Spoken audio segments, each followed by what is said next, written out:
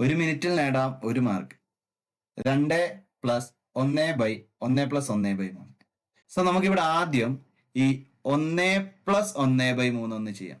ഒന്നിനോട് 1/3 കൂട്ടിയാൽ നമുക്കറിയാം അത് 1/3 എന്ന് എഴുതിയാൽ മതി. മിശ്രഭിന്നമാണ് അല്ലെ? ഈ മിശ്രഭിന്നം എന്ന് പറഞ്ഞാൽ നമുക്ക് ഈ 1ഉം 3ഉം ഗുണിച്ച് 3 അതിനോട് മേലത്തെ അംശമായ 1 കൂട്ടുമ്പോൾ 4 4/3 എന്ന വിഷമഭിന്നമാക്കി എഴുതാം.